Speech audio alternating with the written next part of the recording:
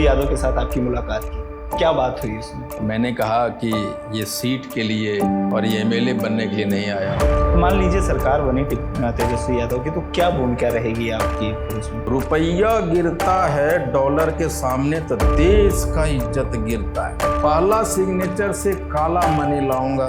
नोटबंदी अगर गलत हुआ तो 50 दिन के बाद चौराहे पे खड़ा होके, नहीं, राहुल जी बोलते हैं दोस्त तुम्हें कैंसर है, इसका इलाज कराओ। कैसे आप राजनीति में आए, कैसे इस आंदोलन की शुरुआत हुई? 30 सेकंड का डिसीजन है। मैं लिखता हूँ हाको रथ हम पान है, एक पान आंदोलन की शुरुआत करूंगा। ये बहुत बड़ा मुद्दा पलायन का है। खाली प्लान के मतलब मजदूर प्लान, मजदूर प्लान। मजदूर क्यों प्लान कर रहा है भाई?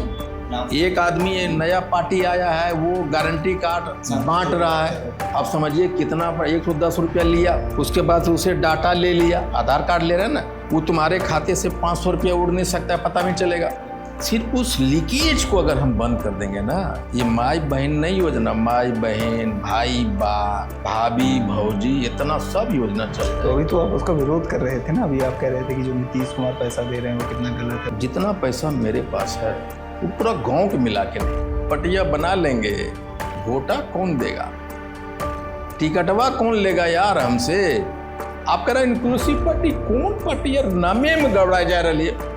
इनकला क्या है? नीतीश कुमार एक बिहार का ऐसा नेता जो प्रधानमंत्री नहीं बन सका। नरेंद्र मोदी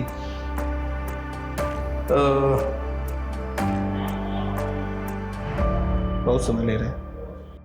बिहार की राजनीति में शक्ति प्रदर्शन का एक पैमाना है कि गांधी मैदान में कौन कितनी भीड़ इकट्ठा कर सकता है, और ऐसे में जब जमे जमाए नेताओं के मुकाबले एक कम जाना पहचाना नाम जब इतनी बड़ी भीड़ इकट्ठा कर लेता है कि गांधी मैदान भर जाए, तो बिहार के ही नहीं देश के भी राजनीतिक पंडितों के कान चौकन्ने हो गए। हमारे साथ इस वक्त बात करने के लिए आईपी गुप्ता जी हैं। हम इनसे बात करेंगे और साथ ही समझेंगे कि क्या है इनकी बिहार के चुनाव में आगे की रणनीति। स्वागत है आपका खबरगांव के। Thank you very much.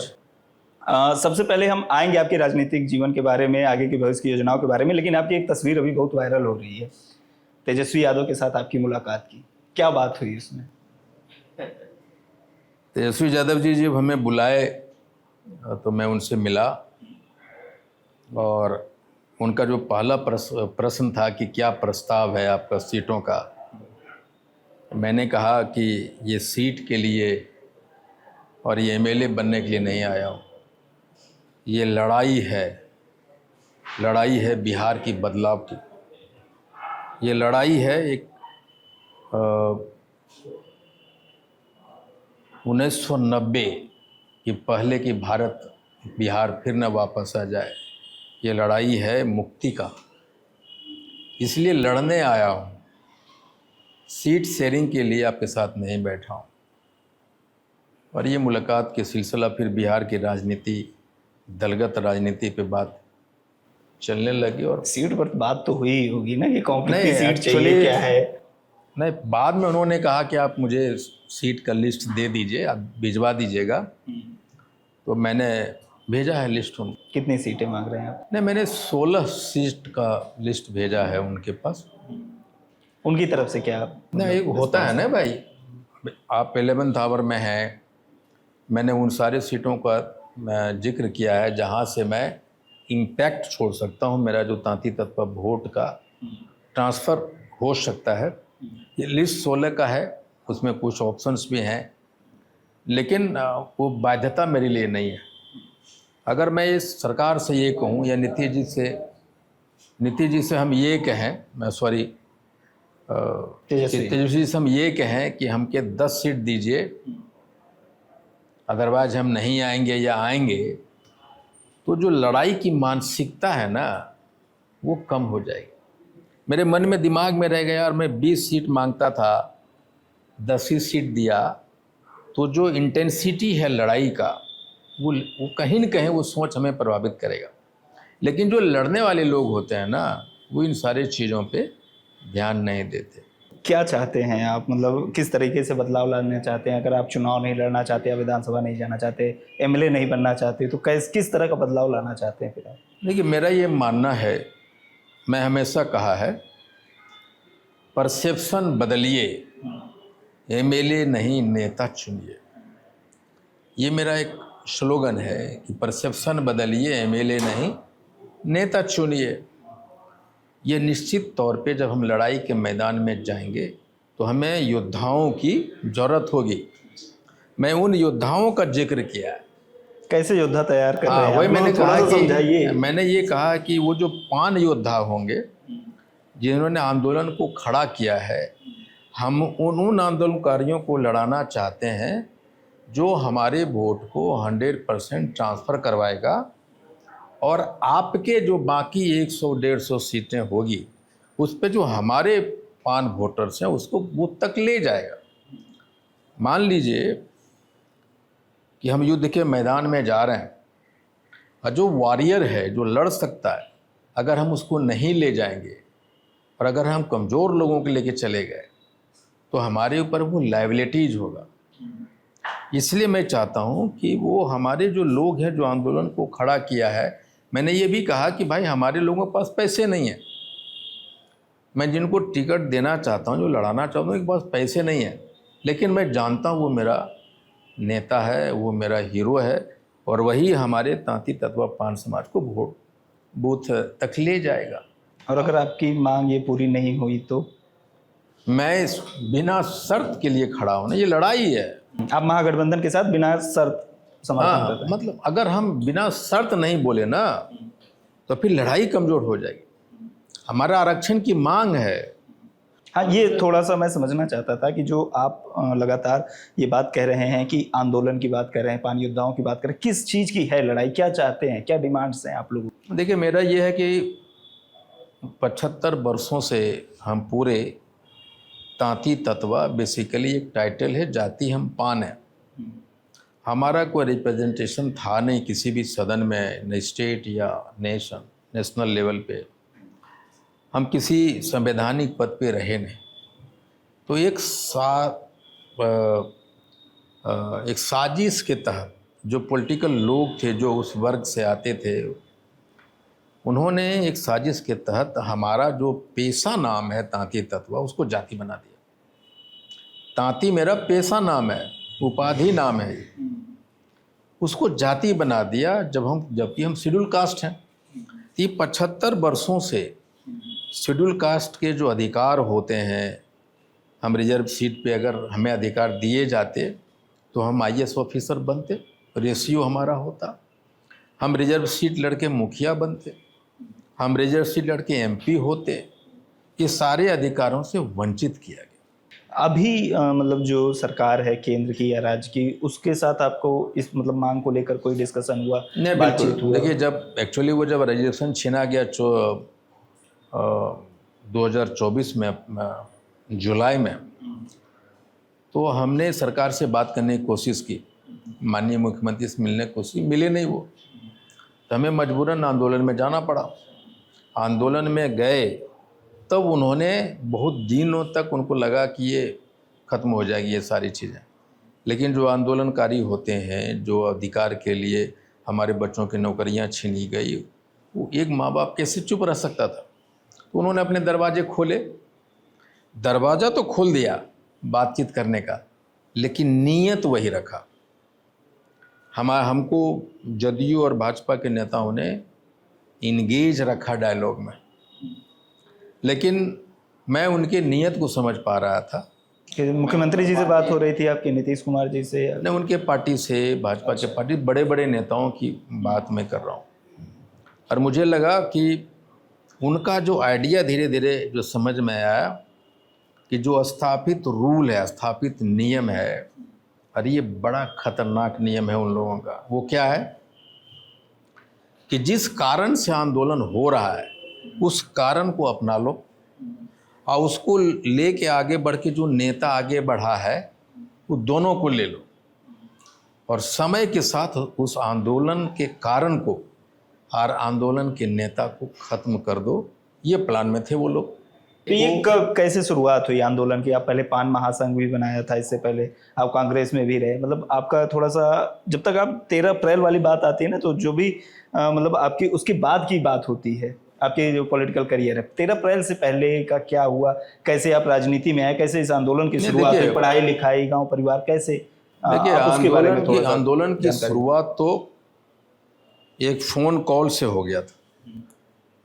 एक ऐसा फ़ोन कॉल जो किसी पान समाज की एक बच्ची ने किया, उसकी एक ऐसी चित्कार जो आरक्षण के छीन जाने के बाद उसकी नौकरी छीन जाने की खतरा जब उसको दिखाई पड़ा। कब की बात है ये? हमको लगता है कि ये जुलाई 2024 की बात है। मैं दिल्ली से एयर इंडिया की फ़्लाइट पकड़ने के लिए सीढ़ियाँ चढ़ रहा था और उसकी फ़ोन आया और वो कुछ कह रही थी कि बेतहाशा रोए जा रहे थे। एक ऐसा रोना जो आपके हृदय के, मुझे लगता है कि मैं जब बोलूँगा शायद मेरी गलें रूंध जाएगी।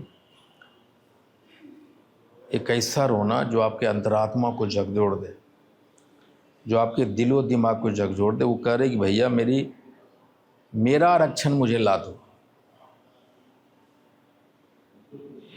मेरी नौकरी चली जाएगी, मेरे सास ससुर मुझे घर से निकाल देंगे। उसका हस्बैंड है अजय, वो लाइन पे था। उसने कहा कि मैं हूं ना तुम्हारे साथ, कैसे निकाल देंगे मेरे माँ बाबूजी। वो कहती है कि मैं 5 बहन हूँ और मेरे बाबूजी ने कर्जा लेके मेरी शादी कराई है। 4 बहन और है, मेरी बहन दूसरी शादी करने के लायक हो गई, मैं उसकी शादी कराना चाहती हूँ। मुझे मेरा आरक्षण वापस ला दो भैया। My head was not moving anywhere when I heard it. और मैं जाके बैठ जाता हूँ। बिजनेस क्लास की टिकट थी मेरी। एयर होस्टेस आती है कि सर चाय पियेंगे या कॉफ़ी। मैं उसको देख रहा हूँ लेकिन मुझे दिखाई नहीं, इट्स कम्प्लीटली ब्लर। मेरे कान में दिमाग में वो घूम रहा है, मेरी आरक्षण मुझे बहनों की शादी कराने। मैं बैठता हूँ और लिखता हूँ, it is a decision of 30 second. ये 30 सेकेंड का डिसीजन है। मैं लिखता हूँ, हाको रथ हम पान है, एक पान आंदोलन की शुरुआत करूँगा। ये नारा आपके पोस्टर्स में दिखता है आपको, प्रथम तो पान। वही 30 सेकेंड के एक डिसीजन, एक लड़की के चित्कार से ये आंदोलन की ये शुरुआत हाको हुई। रथ का क्या मतलब है? देखिए, हाको रथ हम पान है का मतलब ये है कि आंदोलन वापसी के लिए हम रथ को जब तक हाँकते रहेंगे जब तक सरकार ना आके कह दे कि रोको रथ तुम पान। ये अनवरत चलने वाली प्रक्रिया है। तो अभी मतलब चूंकि चुनाव होने जा रहा है और आप अगर ये कह रहे हैं कि हम एमएलए बनने की लड़ाई नहीं लड़ रहे, तो ये बदलाव कैसे लाएंगे फिर भाई? देखिए, जो नेता होता है ना, वो नेता पैदा करता है। मैं आप एमएलए चुनाव नहीं नहीं लड़ेंगे? मैं एमएलए नहीं बनाना चाहता। मैं तांती ततवा को नेता बनाना चाहता हूँ। अगर मैं सिर्फ एमएलए बना दूंगा, ये बड़ी छोटी बात हो जाएगी। एमएलए बने लेकिन नेता बने। जो मैंने कहा ना कि परसेप्शन बदलिए, एमएलए नहीं नेता चुनिए। तो अभी मतलब सीट शेयरिंग को लेकर कोई फाइनल बात नहीं हुई, कितनी सीटों पर आप लड़ेंगे और कितनी सीटों पर? देखिए, हमने उन्हें लिस्ट दे दी है। संभवतः आज हम शाम को 7-8 बजे बैठेंगे और उस चीज़ें हो जाएगी। एक मतलब जिस लाइन पर आप बात कर रहे हैं अपने समाज को आरक्षण दिलवाने की और उनके लिए लड़ाई लड़ने की, आपके भी एक साथी हैं महागठबंधन के ही, मुकेश सहनी जी, वो भी मतलब लगभग इसी तरह से वो भी अपनी राजनीति करते आ रहे हैं। अपने समाज को आरक्षण की लड़ाई लड़ने का दावा करते हैं और वो भी जो है महागठबंधन का ही हिस्सा है आपके साथ में। उनका ये दावा है कि जो है मुझे ये पद चाहिए और इस तरह की सीटें चाहिए, इस वजह से आपके गठबंधन की भी सीटें फंसी हुई। क्या मैटर है? देखिए, बेसिक अंतर है उनमें और हम में। उनकी पार्टी में, हमारी पार्टी में। हमारी पार्टी आंदोलन से निकली हुई पार्टी है। आईपी गुप्ता और तांती ततवा के जो भी एमएलए बनेंगे, नेता बनेंगे, वो आंदोलन से निकले हुए हैं। और जो आंदोलन करता है ना, जो आंदोलन से निकलता है, उसको सड़क पसंद होता है, संसद पसंद नहीं होता है। हमारा मकसद है संसद को सड़क पे लाना। और जब हम सड़क पे लाने की बात करेंगे तो हम सड़क पे रहना पड़ेगा ना। हमारे लोग अगर एमएलए भी बनेंगे तो भी वो सड़क पे रहेंगे, और मैं भी अगर एमएलए मंत्री बना तो भी हम सड़क पे रहेंगे। डिप्टी सीएम की मांग आप भी कर रहे हैं? नहीं, मैं किसी चीज़ का मांग नहीं करता। मांग ये एमएलए, डिप्टी सीएम, ये मेरे थॉट प्रोसेस का हिस्सा नहीं है।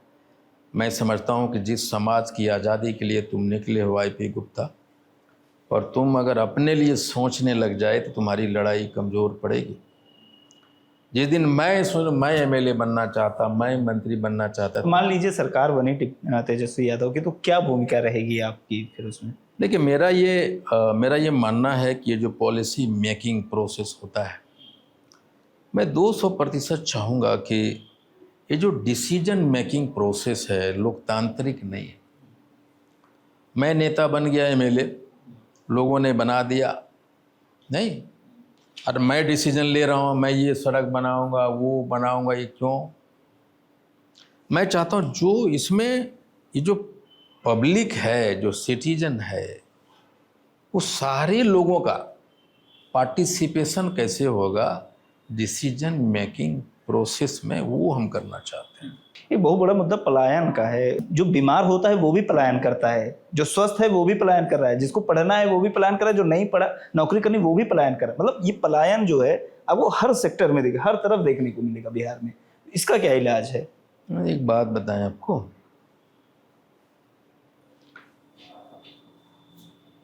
आपने कभी भी, आप हमेशा बाहरी चीज़ों को ला के आप अपने आप को बढ़िया शर्ट पैंट चश्मा पहन लीजिए, आप पढ़िए नहीं, यहाँ से विकास ना हो आपका, वो डेवलपमेंट नहीं बोला जाता।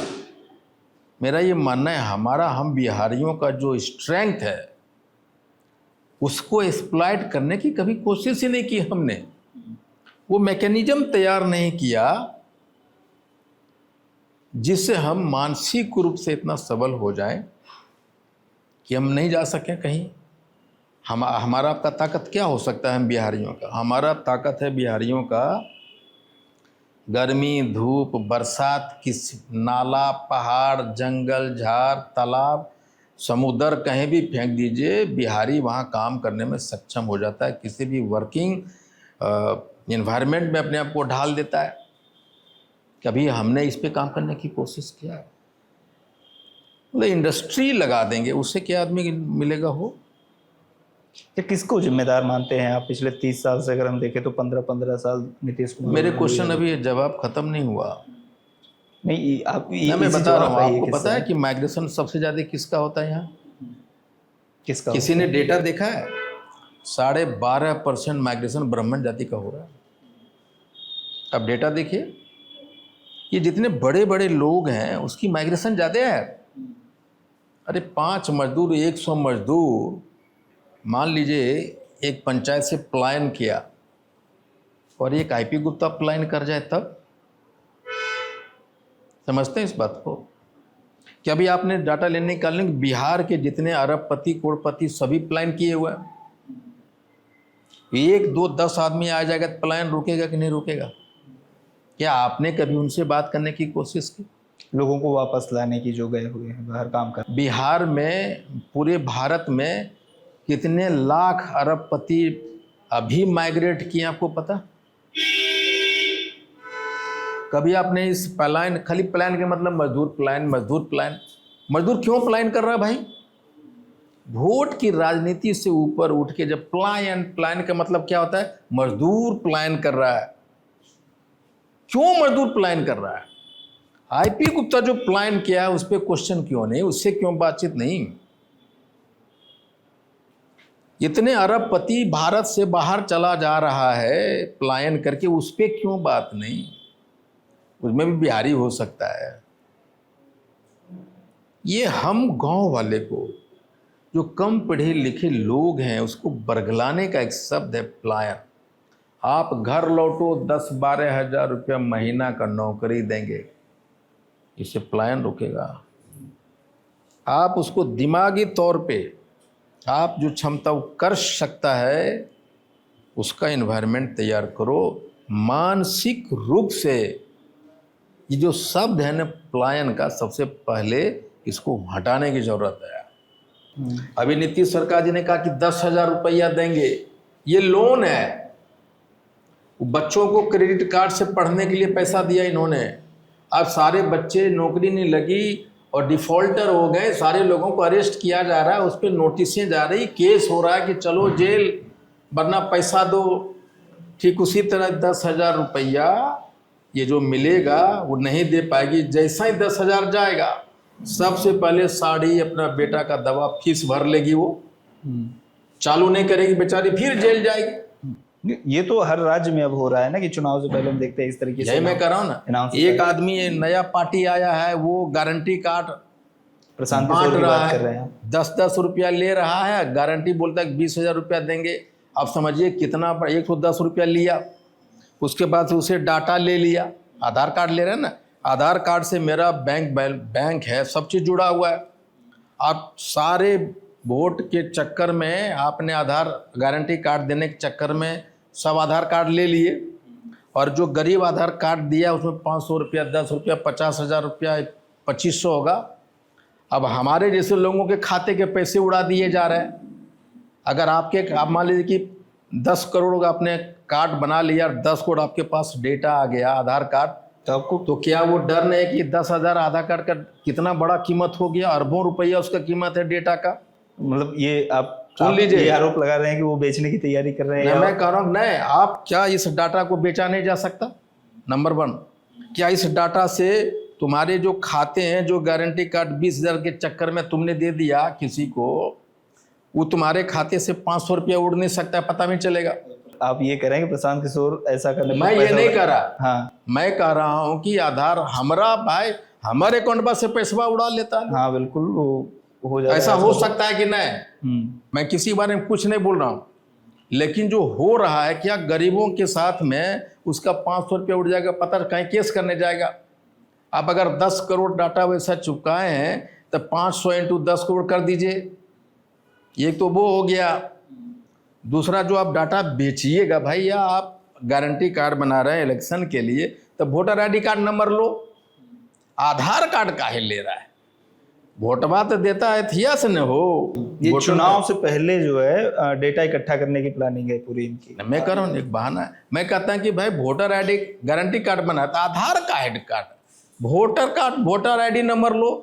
वोटर आईडी नंबर कहीं से नहीं जुड़ा है, आदमी सुरक्षित रहेगा। आधार कार्डवा नंबरवा काहे ले लिया भाई? तो वोटर आईडी की बात की आपने, वोटर आईडी को लेकर भी अभी बहुत बवाल हुआ, हमने देखा SIR को लेकर। तो ये चुनाव आयोग की ओर से ये कहा जा रहा था कि भाई हम वोटर लिस्ट को एकदम क्लीन करने की ये प्रक्रिया है, जबकि विपक्ष ये कह रहा है, जिसमें अभी आप भी शामिल हो गए हैं, कि भाई ये कुछ लोगों को चिन्हित करके एक वोट काटने की तैयारी कर रही है सरकार, वोट चोरी जिसे कहा गया। आप क्या मानते हैं? देखिए, मेरा मानना है कि कहते हैं जो फर्जी वोटर्स है ना, उसको हटाने की प्रक्रिया है, ये नहीं है। मेरा मानना ये फर्जी वोटर बनाने की प्रक्रिया है। यानी 10 जो फर्जी वोटर थे या जो मर गए कटेंगे, उसके बहाने 100 आप फर्जी वोटर क्रिएट कर रहे हो। बात समझ रहे हैं आप? कैसे कर रहे हैं थोड़ा, क्योंकि ये चुनाव आयोग तो ये कर रहा है अब कि एक घर में अगर 50 ठो मिल जा रहा है, एक अस्पताल है, एक होटल है, उसमें 65 या 550 आदमी का बन रहा है एक पते पे, तो फर्जी वोटर हुआ कि नहीं हुआ? एक घर में जो मिला हुआ। वही मैं कह रहा हूँ ना। अरे एक के मोबाइल नंबर पे अगर 100 आदमी का हो रहा है तो फर्जी वोटर हुआ कि नहीं हुआ? मेरा ये मानना है कि अगर इस तरह का कोई भी आदमी, राहुल गांधी जी को छोड़ दीजिए, IP गुप्ता को छोड़ दीजिए, तेजस्वी यादव जी को छोड़ दीजिए, वो क्वेश्चन उठा रहे हैं। मैं कहता हूँ स्वतंत्र भारत में एक आदमी अगर क्वेश्चन ऐसा उठा दे तो उस पर जांच होनी चाहिए कि ना? राहुल गांधी जी, बाकी लोग प्रमाण दे रहे, उसको जांच करो, खत्म करो भाई। चुनाव आयोग ने तो ये कहा कि जो पॉलिटिकल पार्टीज हैं उनको हम बुला रहे हैं, क्या ये आप शिकायत दर्ज कराइए, लेकिन वो कुछ कर ही नहीं रहे, कोई एक भी शिकायत नहीं दर्ज करा रहा है। अब वेबसाइट पे जो लाखों शिकायत दर्ज किया, उसका क्या है? चुनाव पार्टी करेगा तब। हम कॉमन मैन कर रहे हैं नहीं कर रहे भाई, उसका आंसर दो ना। आम लोगों की सुनवाई नहीं हो रही। दूसरा चीज ये है कि ये जो भाषा चुनाव आयोग बोल रहा है ना, वो चुनाव आयुक्त की भाषा बोलनी चाहिए, उनको पॉलिटिकल लीडर की भाषा बोलता है भाई। That is the basic difference.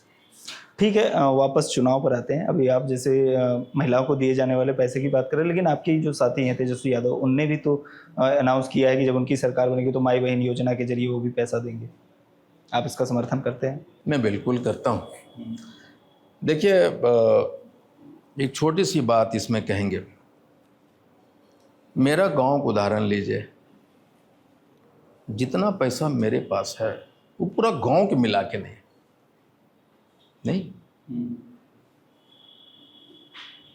और अगर उसी पैसा जो मैं कमाया हूं उतना लिमिट कर दें, मेरा कहने मतलब ये जो लीकेज है ना, ये जो फंड लीकेज है, जो हम ब्यूरोक्रेट्स, जो पॉलिटिशियन या जो इम्प्लीमेंटिंग एजेंसी है, जो कॉन्ट्रैक्टर है, जो सारे लोग हैं, सिर्फ उस लीकेज को अगर हम बंद कर देंगे ना, ये माई बहन नहीं योजना, माई बहन, भाई बाप, भाभी भौजी, इतना सब योजना चल जाए। तो अभी तो आप उसका विरोध कर रहे थे ना, अभी आप कह रहे थे कि जो नीतीश कुमार पैसा दे रहे हैं वो कितना गलत। नहीं, वो दूसरा चीज़ कर रहा हूँ मैं।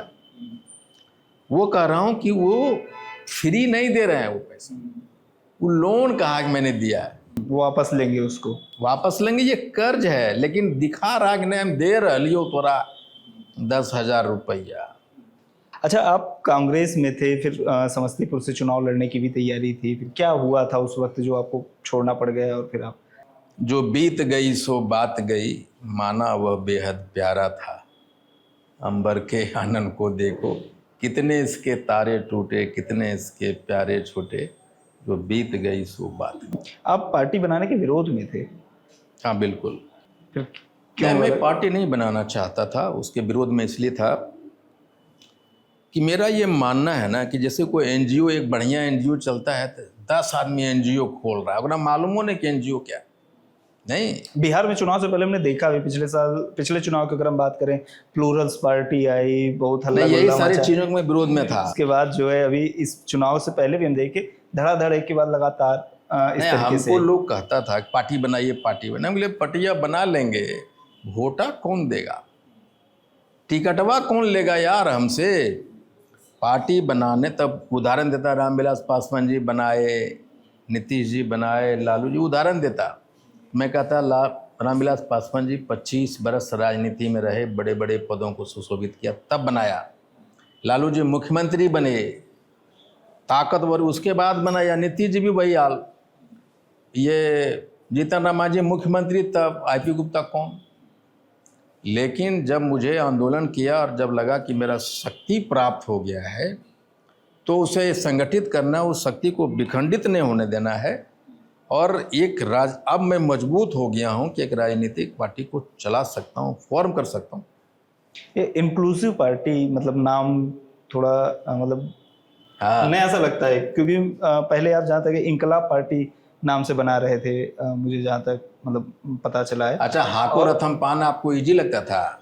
ये जो नहीं, हाको रथ पान है, जैसे क्या है कि मतलब आंदोलन का एक्सेप्ट नाम किया लगता जा है। सकता है। मतलब अगर हम देखें, मतलब हाको रथ पान है, आप अगर बिहार में बात करें तो किसी को नहीं।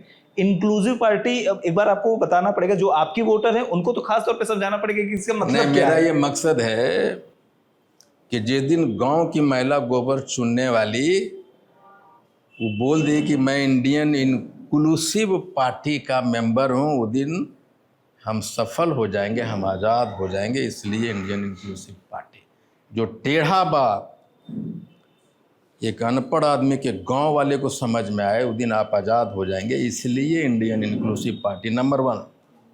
गांव में चर्चा हो, अरे गुप्ता जी कौन इनक्लू या इनकला कौन पार्टी बना दिया, नामे नहीं समझ में आ रहा है। बोला हाँ यार, अगर नाम समझ में आ जाता तो चर्चा नहीं होती। आप जैसे लोग चर्चा नहीं करते। इंसाफ पार्टी, इनकलाब पार्टी, आप कह रहे इंक्लूसिव पार्टी, कौन पार्टी यार, नामे में गड़बड़ा जा रही है। तो 10 आदमी चर्चे की है नमा हो, इनकला क्या है, अरे चाची इंक्लूसिव है।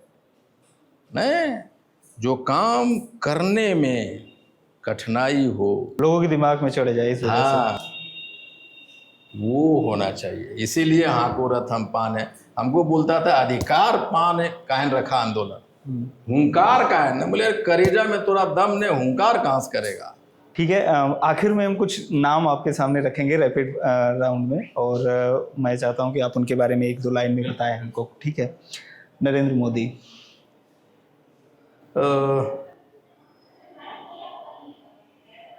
बहुत समय ले रहे हैं।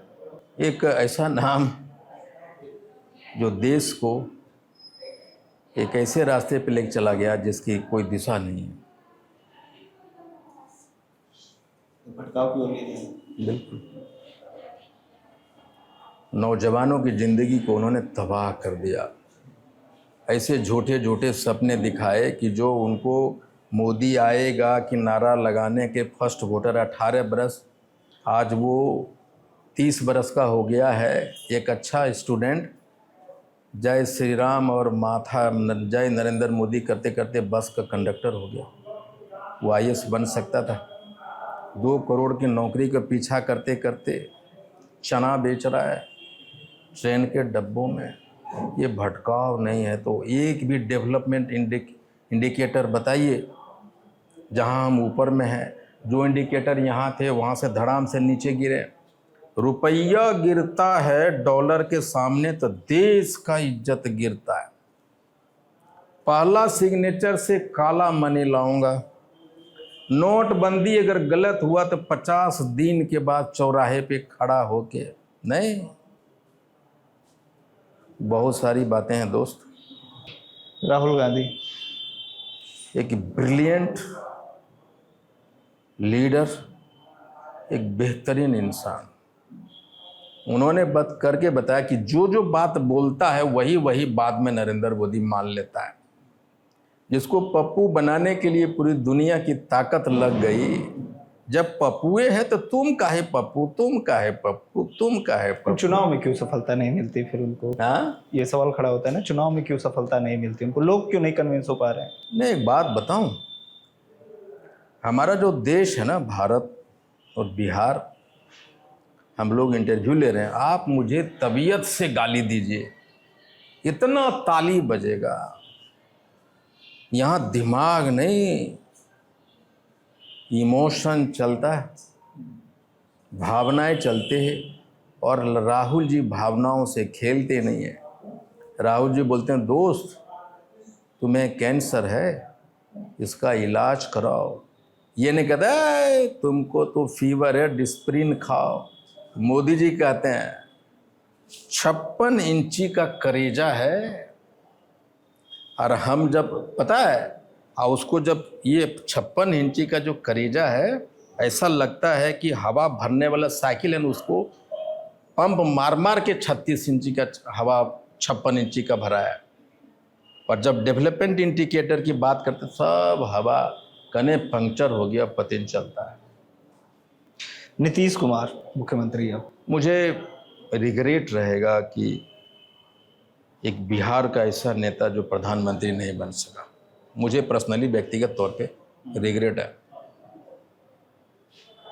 लालू यादव। कर्पूरी ठाकुर के बाद बिहार का सबसे बड़ा नेता जो गरीबों को, वंचितों के मुंह में आवाज़ दी, सीधा जमीन से उठा के खाट पे बिठा। और Tejashwi. Future of Bihar, face of Bihar. चलिए, तो आपने IP गुप्ता जी को सुना, इतनी लंबी बातचीत रही, ने अपनी जर्नी के बारे में, अपने आंदोलन के बारे में, अपने मिशन के बारे में, अपने विजन के बारे में बताया। ये पूरी बातचीत आपको कैसी लगी कमेंट बॉक्स में हमें जरूर बताएं।